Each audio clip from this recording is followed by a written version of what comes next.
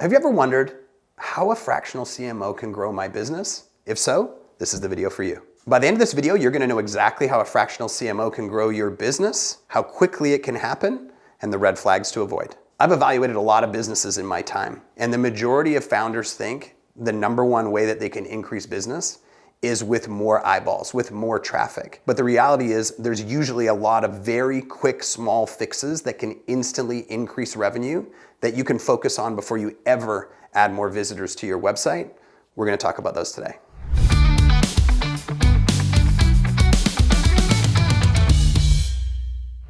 Here's why growth feels hard for a lot of businesses right now. First off, it doesn't really matter what industry you're in. There's a lot of competition. The advent of the internet was a really cool thing because it made everything easier for people to get their businesses in front of people. But it's always a double-edged sword. The easier it is, the more competition is in the marketplace. And we are now distracted at a level that's never been seen before by texts, by emails, by commercials, by notifications from 62 different apps. And so it's become more challenging to cut through the noise and actually sell somebody on your product or service. That is exactly what a great fractional CMO should help your business do. So what does a fractional CMO change first? Well, it does depend on the industry and it does depend on where your business is at as far as a growth trajectory. But a great fractional CMO shouldn't be looking to add things in the beginning.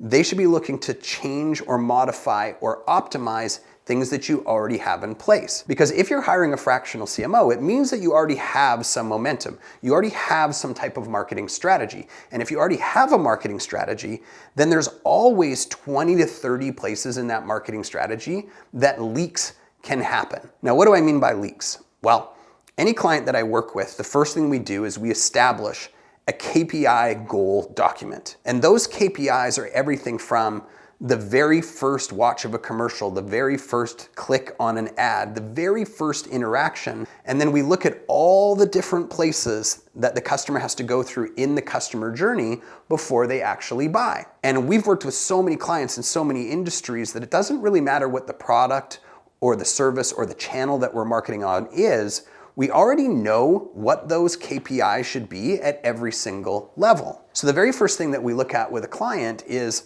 what are you doing right now?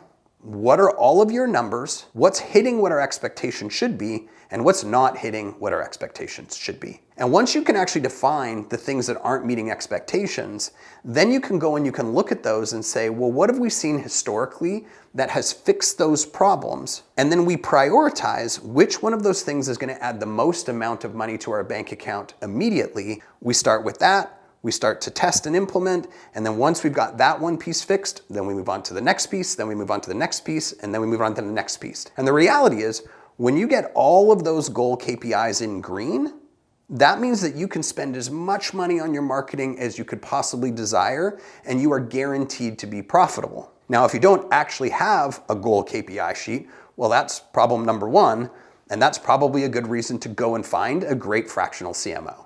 So a lot of people ask me, should I hire a CMO or should I hire a marketing agency? And that's a great question because both of them, in theory, should know what are the changes that have to be made in order for us to increase our conversions, increase our revenue, and increase our profitability. The challenge is that there are so many people in this world right now calling themselves a marketing agency that the quality of that word has effectively been diluted. There's 10,000 marketing agencies on Upwork alone. And obviously if there's that many, it means that the quality differentiates considerably. So when you're looking at the decision of should I hire a fractional CMO or should I hire a marketing agency, I would actually give you an answer that you probably wouldn't expect. I think you should hire a fractional CMO that owns a marketing agency. Why is that? Well, a fractional CMO that owns a marketing agency has the luxury of seeing tons of accounts at any single time. And anytime there's an algorithm update or anytime there's a new strategy that works, they can take that strategy and they can implement it across all their clients so everybody gets the benefit of being in the trenches 24/7. So they can come to your business and they can analyze it and audit it and they can say, well, we can see that these 8 things are working right now and you don't have them, so we're gonna put those in immediately.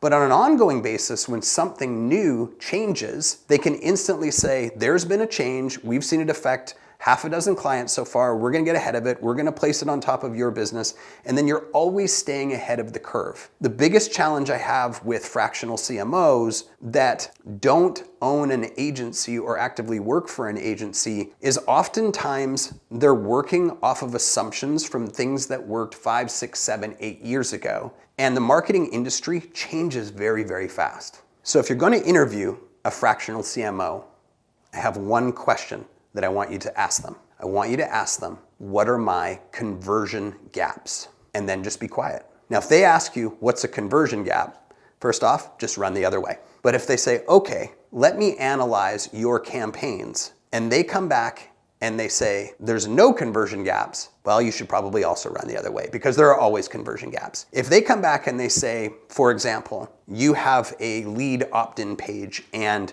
it's currently converting at 10%. My clients historically have converted at 20 to 25%. And here's the 3 things that I would change right now to increase those conversions. Or your cart page on Shopify is currently converting at 1%, and really, it should be converting at 3 to 4%, and here's the 3 or 4 things that I would change immediately. That's when you know you have the right fractional CMO sitting right in front of you, and you can probably proceed safely with hiring them.